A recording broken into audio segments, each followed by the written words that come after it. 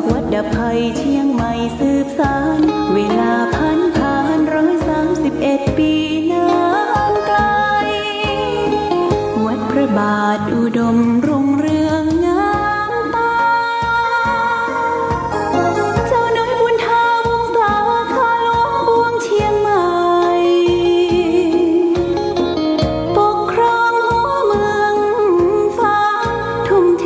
แรงกายแรงใจทุกชาติพันธุ์รวมใจรักษา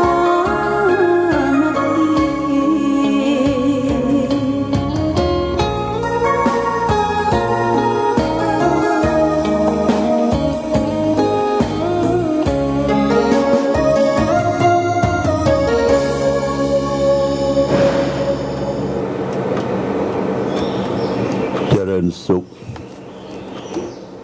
ศรัทธาสาธุชนญาติโยมท่านพุทธบริษัทตั้งหลายวันนี้รายการธรรมประทีปส่องต่างก็ได้มาพบปะกับพ่อแม่พี่น้องศรัทธาสาธุชนญาติโยมแห่งครั้งหนึ่งวันนี้เป็นวันอังคารที่15เดือนมิถุนายนพุทธศักราช2564ซึ่งตรงกับเดือน10เหนือเดือน8ใต้คืน6ค่ำญาติโยมวันนี้เป็นวันอังคารเป็นวันเสียประจำเดือน10นี่เสียวันเดียวคือวันอังคารวันเสียนั่นตามปักกระตืนปืนเมืองปฏิทินของวัดธาตุคำฉบับวัดธาตุคำเชียงใหม่ก็บอกว่าพึงเว้นจากการทำที่เป็นมังกระเป็นมงคลกินแขกแต่งงานขึ้นบ้านใหม่ทำบุญสุนทานอันเป็นมงคลสืบตาอายุเว้นวันเสียแต่เสียศพเสียซากนั่นก็เป็นไปตามคำที่มันเสียญาติโยมมีวันอังคาร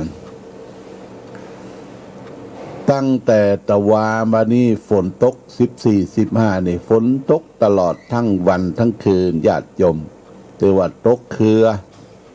ตกเป็นสายเป็นยายก็ทำให้ท้องถิ่นท้องที่ชุ่มไปด้วยน้ำฟ้าน้ำฝน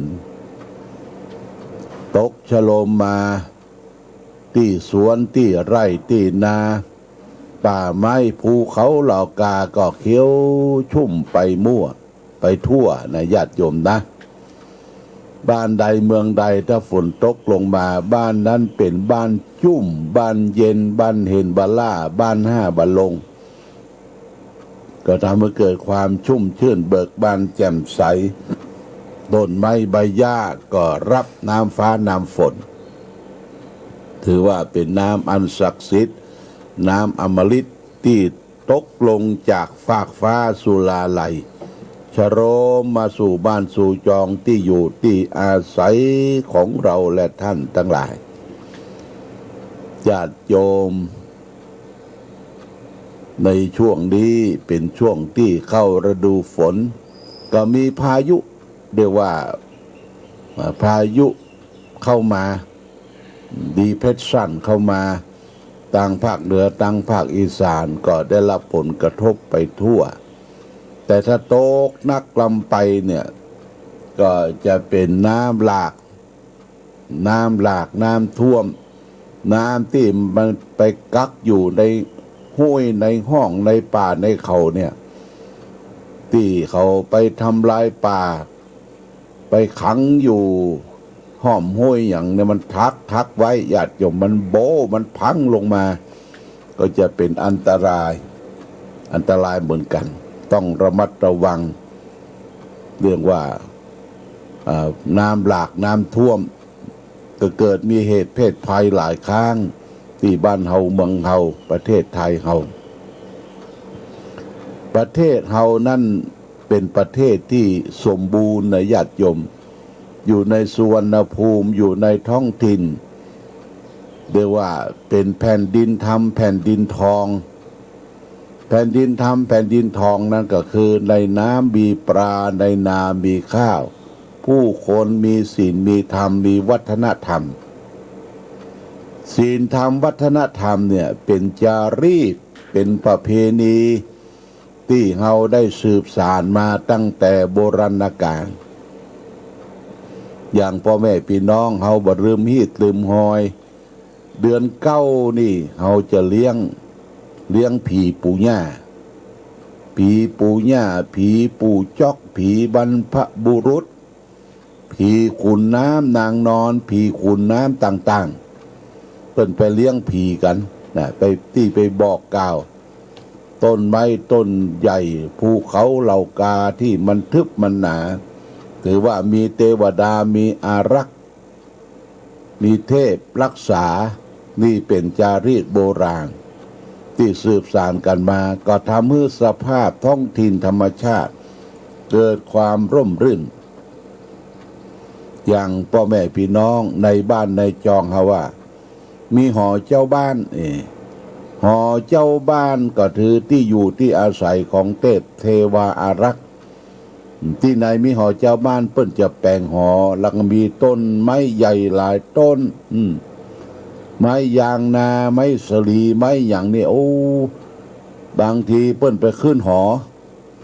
ไปไหว้ไปศาลเนี่ยเกิดความร่มรื่น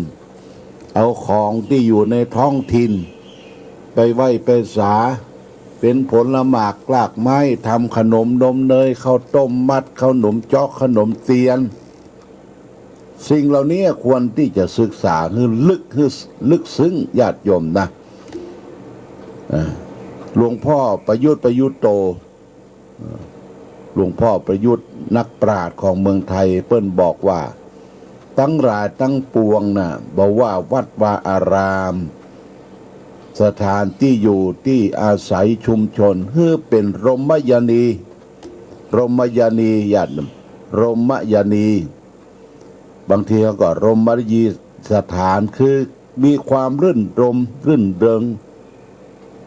มีทานน้ำไหลมีต้นไม้มีความร่มรื่นก็อาศัยศีลธรรมวัฒนธรรมที่ได้สืบสานกันมาเป็นฐานเบื้องต้นของความสุขของชุมชนญาติโยมเป็นความสมานสามัคคีเป็นอันหนึ่งอันเดียวกัน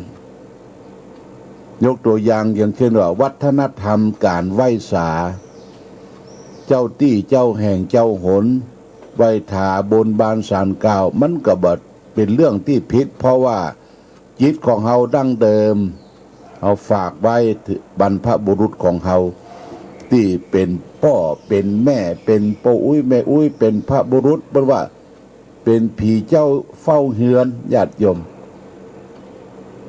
แต่ก่อนนี้เปิ้นมีผีประจำตัวนะโดยเฉพาะแม่หญิงสุภาพสตรีเนี่ยมีผีประจำตัวถ้าป่อจายคนใดไปยุบไปกำไปทิ่มไปต่ำเนี่ยเพราะว่าพิษผีญาติโยมพิษผีโอ้พิษผีนี่เป็นเรื่องใหญ่ละก็ทำให้ตระกูลพ่อแม่พี่น้องบ่สบายไปตัวนะจะต้องมาสู่หม้อพิษผีแต่ก่อนนี่เปิ้นอู้ไปจ่าเป็นครอบเป็นครัวบัดเดี๋ยวนี้มันแบบมีผีนะมันมาตื้อกันนะมันจึงเกิดความเดือดร้อนวุ่นวายญาติโยมคนบัดถือนะมันเกิดความหายนะความเสื่อมความเสียบ่เป็นรมยานีนะพิษผีนี่บ่มีญาติโยมเอี่ยวกันหม้อค่ำหม้อขึ้นขี่รถเครื่องกอบกันขึ้นล่องปล่อยเนื้อปล่อยตัวบ่มีเอกลักษณ์ของเป็นสุภาพสตรีเนี่ยผีประจำตัวบ่มีญาติโยมเพราะฉะนั้นเปิ้นจึงมีการไหว้ผีแล้วก็ผีนะก็เปิ้นยังบ่ลืมพระนะญาติโยมนะเอาไปพอเจ้าทรงเจ้าพ่อเจ้าแม่ต่างๆเวลาเปิ้นรวมมีการจุ่มนุมกันในการไหว้สาประเพณีเดือนเก้าเปิ้นจะตั้งต้นผ้าป่า ตั้งตนนั่นตั้งตนนี้เอาไปช่วยสร้างวัดวาอารามสร้างวิหารสร้างกุฏิสร้างศาลาบางที่ก็ได้ปีหนึ่งหลายแสนนะญาติโยมเปิ้นมีบริวารมีลูกเลี้ยงเอี้ยงคำจากที่ต่างทะทางหลั่งไหลกันมาเมื่อโรคภัยไข้เจ็บโรคาพาธไข้โควิด-19 บ่มีแต่ก่อนเนี่ยเราจะได้ยินเสียงกลอง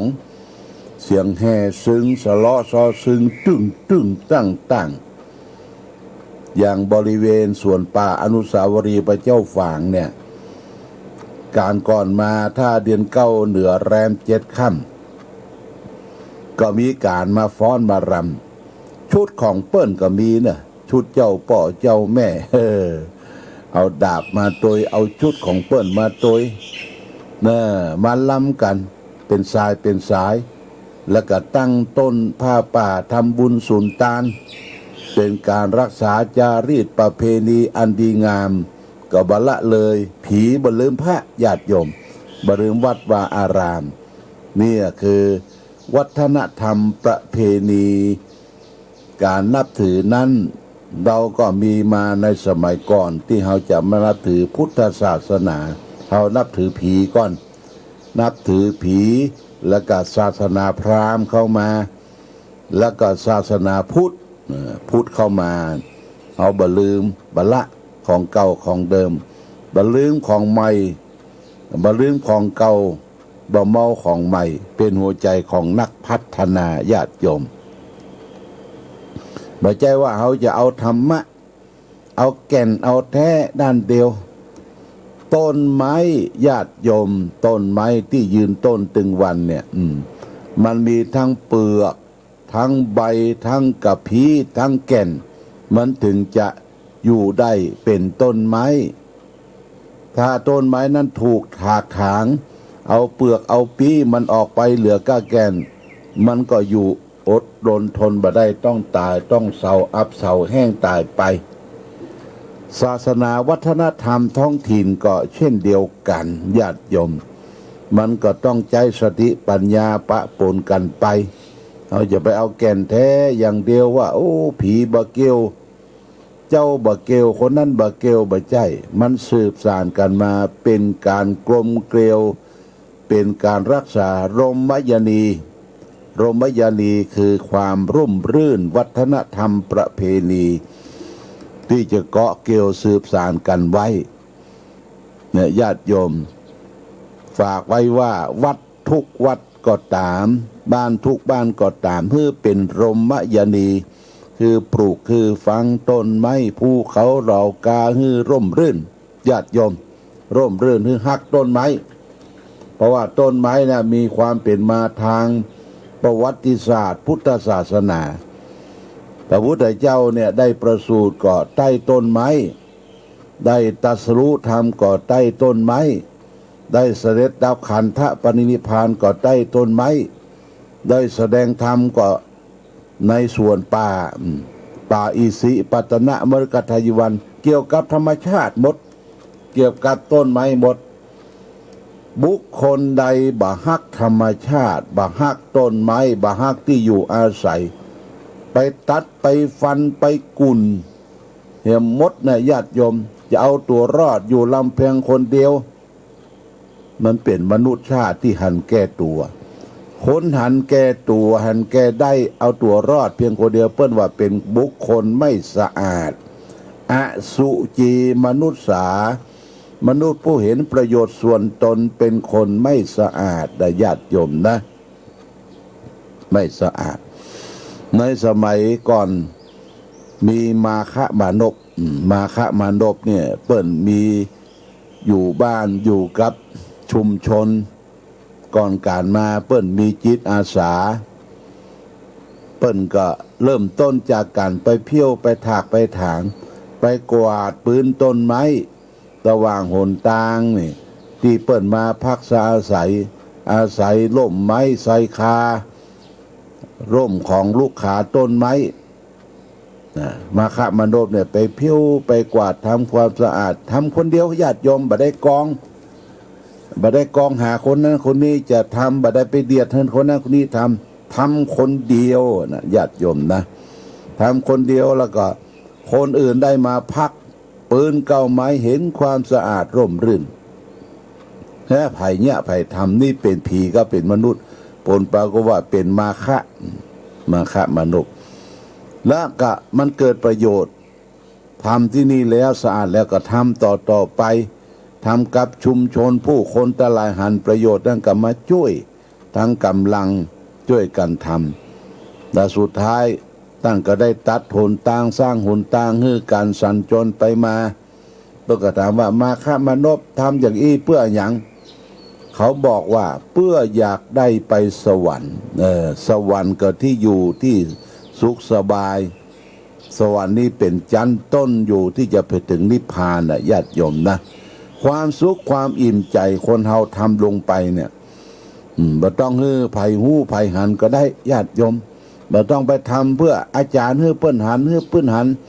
ไปตีไปแหนเพิ่นน่ะทำอยู่เป็นคนปิดทองหลังพระคนจะปิดทองหลังพระนี่หายากในปัจจุบันชอบไปติดทองหน้าพระเอาสลาดเอาอย่างไปกวาดฮื้อเปิ้นหันที่อุกแบบเนี้ยแบบเนี้ยที่มันเปียวที่มันเป่งญาติโยมต้องไปทำที่มันอุกมันรก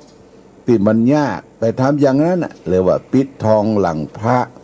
เพื่อนจะหันประหันเป็นอย่างญาติโยมเฮาหันเฉพาะได้ใจรู้เฉพาะตนการทำคุณงามความดีน่ะทำไปเนี่ยญาติโยมเฮามีโอกาสทำความดีได้ทุกเมื่อเชื่อยามวัดบ้านก็ดีให้สร้างเป็นรมยนีเป็นสร้างความร่มรื่นโทษมีป่าไม้มีภูเขาเหล่ากามีทานน้ำไหลญาติโยมนะเราจะไปตัดฟันต้นไม้ให้ปลูกคือฝังนะบอกว่าสิ่งที่เฮาหายไปนะญาติโยมบางสิ่งบางอย่างต้นไม้ที่หายไปก่อนการที่ผ่านพ้นมาวันนั้นไปวัดดงผักแคดง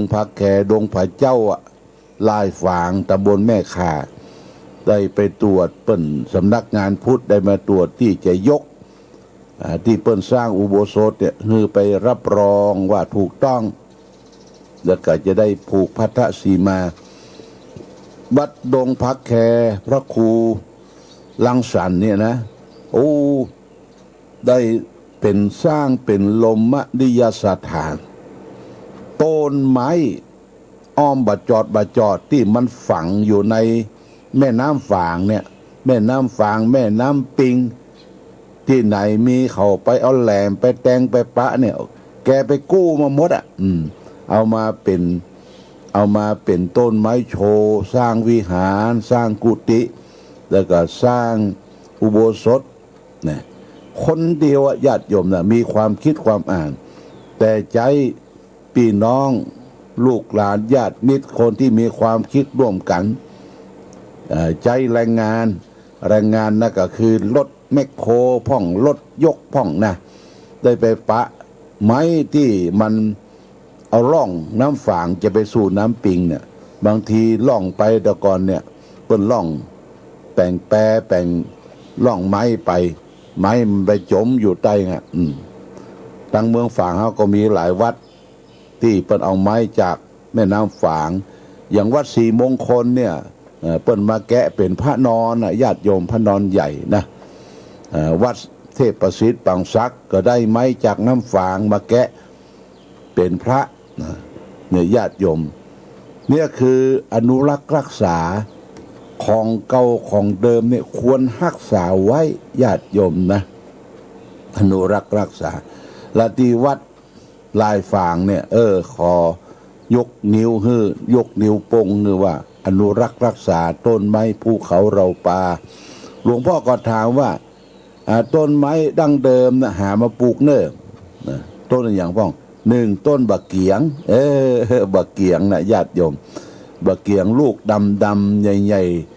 หญ่กูหัวแม่มือหน่อยแต่ก่อนนี่เขาไปเสาะกินบักเกียงบักแจ้บักเกียงต้นบักเกวนนะญาติโยมหากมานี่แก้เป็นยานะยาต้มนะต้นบักเกวนเนี่ยเป็นสมุนไพรว่าเสาะมาปลูกเน้อ จากบะเกวนแล้วก็ต้นบะซักบะซักนี่ลูกมันแต่ก่อนนี่เปิ้นเอามาซักผ้าซักครัวเอามาแก่นมันนี่เอามาจีหูพดเอาเป็นลูกประคำก็ได้เอามาปอกกันก็ได้แต่ก่อนน่ะปอกบะซักต้นบะซักต้นบะเกนต้นว้าก็คือต้นบะเกียงต้นไม้ห้าไม้ห้าต้นไม้ห้านี่แต่ก่อนเฮาไปเลี้ยงวัวเลี้ยงควายนี่แถวเด่นหลวงนี่นักญาติโยมไปกินบะห้าเนี่ยปากเป็นสีชมพูลูกโอ้กินบะห้ากินของธรรมชาติก่อนต้นบะห้านี่ถ้าปลูกแล้วก็เฮ็ดห้าจะออกละนี่ญาติโยมเนี่ยต้นไม้ต้นตอกภูเขาเหล่ากาเสาะสรรหาสร้างไว้จะไปทำลายจะไปตัดมันว่าสิ่งสำคัญคือหูจักต้นอนุรักษ์รักษามะม่วงก็เหมือนกันญาติโยมมะม่วงป้อมเนี่ยคิดว่าจะไปตัดฟันมันที่วัดในหินพระธาตุมีต้น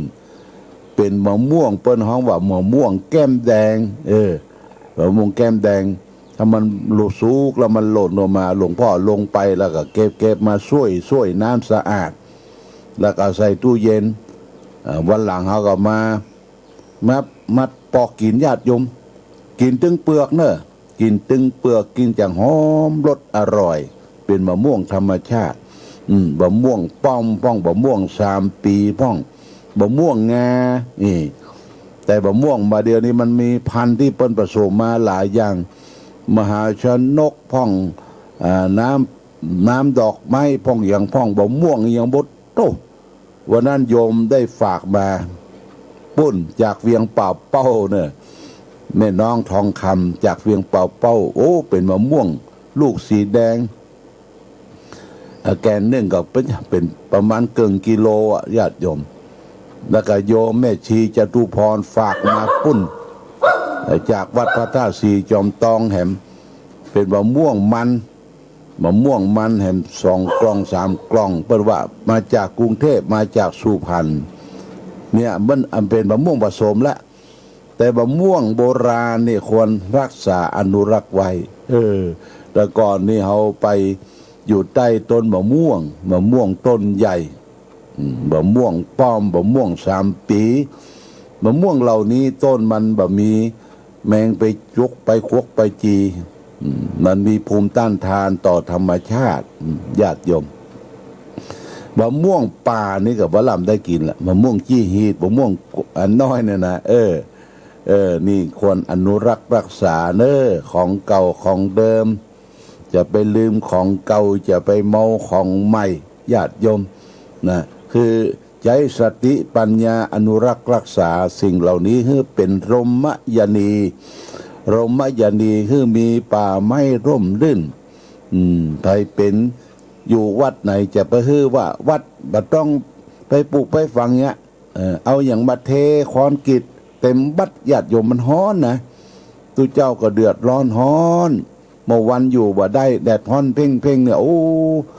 มันอยู่บ่ได้มันมีผลสะท้อนต่อคอนกรีตเฮามีป่าไม้ล่มลื่นอย่างที่วัดพระบาอุดมเนี่ยสำนักปฏิบัติธรรมมีต้นไม้ใหญ่หลายต้นไม้เหี่ยวไม้แดงไม้เต็งแล้วก็ตั้งปื้นเฮาก็ขุดแหล่งน้ำเรียกว่าธนาคารน้ำไว้หลายที่